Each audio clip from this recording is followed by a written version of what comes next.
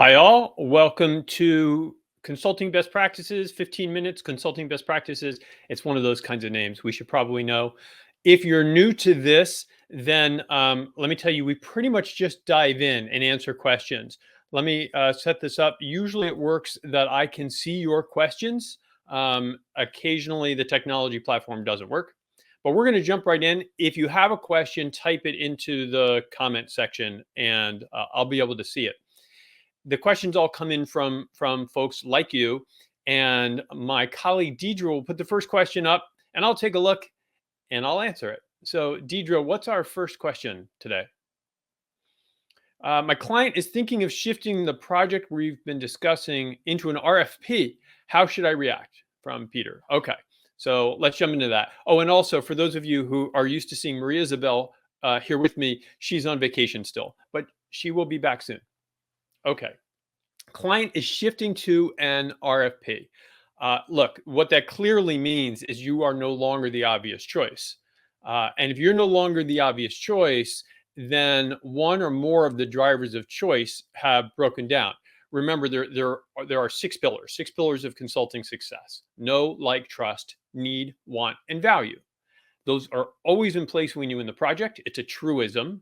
And if you lose a project, then some other alternative has done better than you on at least one of those drivers.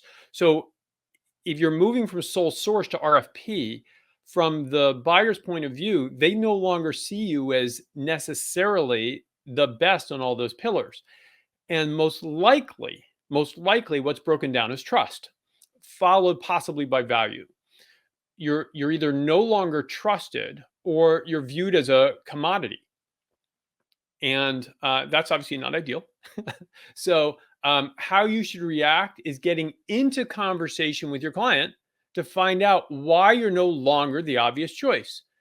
uh, so that's the immediate thing to do. And by the way, give me a yes or a no in the comments, just to let me know, yes, that makes sense to me, or not. Just jump in the conversation with your client and ask. What I would also say to Peter and to whoever else runs into this is, if this happens frequently, then I would recommend taking a look at your client experience and the feedback loops inside your project so that you understand your client's opinion of you earlier. Something is breaking down in how you're delivering if a current client is going to RFP. So again, I don't know if the comment thing is working or not, but give a thumbs up, thumbs down. All right. So Bruce, someone else said yes. All right, good. So that's working, and that sounds like we're in the right direction. If you have follow-up questions about that, just put them in the chat. But that's a pretty interesting one, and it is painful when you move to RFP. And that's why I would really look at trust. I would look at your client experience if this happens more than once. All right. And thank you, Dina, for the thumbs up. All right. Deidre, what else do we have? What's next on the queue? What is the best way to transition from working at a consulting firm for 30 plus years, Deloitte, and then Scott Madden, all right, to being an independent solo consultant? All right. Wow. So congratulations on making that transition, assuming you've made that transition. That is a big transition to come from a big firm where you have like the stamp of Deloitte or any other big firm on your forehead, which can make it easy to win business, and moving to a small firm, your own firm. That is a really that's a big transition. And so in your shoes, I would look at a few sort of key assets to see if they're in place. First is your network. Do important people with big bags of cash absolutely love you?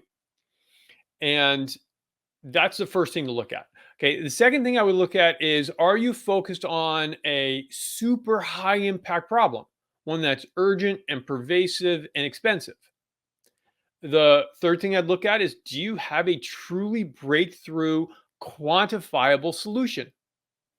And fourth, I would ask yourself, do you have a low fee solution to a pervasive problem? So if you take a lot, sort of take stock of those four assets: your network, the problem you're solving, the solution you have, In all likelihood, your answer to those questions are going to be no, I don't have any of those. I don't have, really important people with huge bags of cash that are just dying to buy from me. I don't have a solution that's, quantifiably breakthrough, because very few people emerge from big companies with off the chart strengths in those four areas. So in that case, I would probably start with two things. First, work on building your network. Consulting is built on relationships. This is true of big firms, and it is true of small firms. It is across the board. Consulting is built on relationships. The only place where that can vary perhaps a little bit is as you are getting to the commodity side of it, implementation pieces, IT. It can be slightly less relationship built, but it's still relationships. So first, work on your relationships, work on your network. And second, get subcontracting work. That's a really good way to start a new practice and to get some momentum. I know some people aren't in favor of subcontracting work. I am a fan. I'm a fan of anything that gets you moving. I find that work begets work. Our clients that are in motion win even more business. And so if you're having a little bit of a slump, or you're new at it, see who else you could get work for and fill in for. And here's one more thing. If you are new, if you're starting up a practice and you're a solo, which is not where most of our clients are, but I know a lot of listeners are there, come to a solo practice accelerator. The seats are really hard to come by because there aren't many each year, but folks who have started there have done extremely well. So that's my answer to that one. Let me just check the board here and see if there are any reactions, responses to that. There's another question. Good process to get information on results weeks or months after the project is over. I'm going to come back to that, Brian. That's a good question. Let's see how we do today, and I'll either come back to that or queue it up, add it to the queue. Tanisha said, thank you, you bet. The rest of you, any other questions on that? Thumbs down, thumbs up. Your additions, your opinions, chime in. This is a group that helps each other. But having said that, Deidre, let's do another question. Let's see if we can motor through a few more. When it comes to pricing services, do clients perceive less value when moving from project-based work to an advisory role? Wow, what an interesting question from Amy. So thank you, Amy. No. How's that? No, absolutely not. Value can be in any of the parts of consulting. I mean, consulting, as consultants, there are only three things we deliver that actually create value for clients. We either deliver advice, right? A recommendation on sometimes that would be considered strategy. Go here or go there. Enter this, don't enter that. This way or that way. That's just advice. Or we can deliver a plan. Here's how you would implement that advice.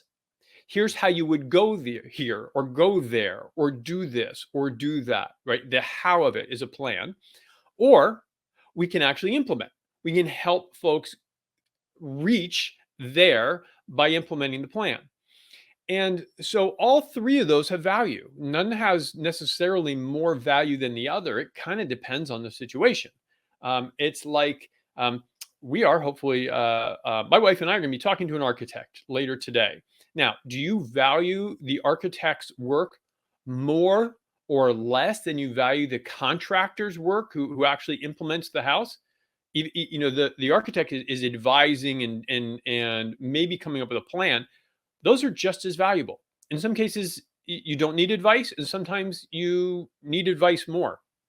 So that's a really long way of saying they are both important. And we work with folks who do just straight up advisory engagements that are charging $60, $80, $100,000 per year per client just to give advice. So there's plenty of value there. And I hope that answers the question. If that didn't answer the question, or if you're listening and have a related question, again, put it in the comments and I'll do my best to answer that. Deidre, let's do another. Let's just dive in. I'm talking to a prospect, but they want to go at the they want to go about the project the wrong way. How do I convince them to do it the way I think is best? From Logan. Okay, that one's hysterical. Um, and I am sure we have all encountered this. So if you have encountered this, again, just let me know. Chime in so I can see we're here and talking to each other. Where we talk to a prospect, and we know from experience there's a right way to do it, and the prospects has some other idea. So how do we get them to the right answer? Okay, you might not like my answer on this one, because my answer to Logan would be, you're thinking about this wrong. You're trying to convince your prospect instead of collaboratively resolving a difference, in how you view the world. I tend to come from the school of thought that our clients are very smart. Our clients know their situation, and our clients, they may be thinking about it wrong, but I don't want to be so arrogant as to assume I know better. Clients are smart, and they know their world. So let's collaboratively figure it out. You could say, why do you think about you should go about it this way? Here's potentially another approach. What's the best way to resolve this, do you think? What's a way that addresses the issues? Oh, and by the way, I've seen folks approach it your way, and here are some of the things that have happened. So what do you think about those things? What do you think about those consequences? And collaboratively come up with the answer rather than trying to convince them that you're right. What you say doesn't matter. What they say to themselves matters. And a lot of folks are saying, yeah, they've totally been there and done that. And hopefully you have tried not trying to convince your client or prospect of the right way to do it, but gone into their world and explored with them to come up with the best solution. All right, that's my answer on that one. Deidre, let's try to nail one more. Let's get one more in here. Let's see what comes up. What is the best way to capture new leads / customers for consultancy in the tech startup space? Not sure if you have specific experience, but I would love to hear if you do. Okay, got it. We have tons of experience in this space because a lot of folks like to create consulting firms focused on tech. And by the way, thanks for the fully agrees from Elaine and other folks who are chiming in. Appreciate that. We have a lot of consulting firms like to focus on tech. A lot of consulting firms like to focus on startups. The funny thing is, Oriole, who asked this, you could not have asked for a much harder combination, at least at this point in time and in general. Tech is, by and large, first of all, that's a sector, right? That's not an industry. That's a whole sector of the economy, and it's getting hammered right now. Big portions of it are. So that makes it a little harder. And we actually never recommend focusing on startups because it's very fun working with startups, but startups are a really difficult target. They have limited money. They have limited sophistication. Often they have a limited belief in the value of outsiders. So not our favorite, what you're choosing is probably not our favorite combination. Tech is a sector. It's too broad a definition. There are tons of subsectors inside tech, and defining more specifically will help you a lot in finding prospects. We have clients that have 8-figure firms serving a single tech platform, like ServiceNow or Atlassian or Salesforce.com. Literally just before we turn this on, I got an email from a client who had been struggling, and they just won partner status with an ERM platform. I think that's what he said, and their sales are tripling. So, focus. Have a focus on a subsegment of SaaS, or somehow be more specific, and then you'll have an easier time making the 5 marketing must work for you. So that's what I would suggest there. And oh my gosh, holy cow, we are already hitting the 14-minute mark. So before we close up, a couple of things for you, 3 things, maybe 4. First, because I mentioned this earlier, most of our work is actually with boutique firms, but we do help solo consultants. So if you are a solo consultant this week, This week especially is the week to sign up for the Solo Practice Accelerator. And yep, Deidre has down here is displaying the link. Go check that out. There are a couple of seats left. It is a phenomenal program. We don't have many seats each year, but there are a couple left. So jump into that. Second, if you're not connected with me on LinkedIn, please connect. Deidre put the connect down there. I love connecting with people on LinkedIn. So do that. And also, if you don't subscribe to our articles, you should absolutely subscribe. They're valuable and occasionally funny. And if nothing else, you can look at the illustrations. And of course, submit questions. So we have your questions. A couple of them came in already. So please keep submitting them. We'll hit them next week. We might change this format to make it not every week. So you can let me know, what you think of that. At any rate, thank you for being here. I know it's a rush. We whipped through a bunch of questions in a small amount of time. Have a great week. And remember, consulting is about them, your clients and prospects. So give them value and give them kindness. And I will see you next week. Take care.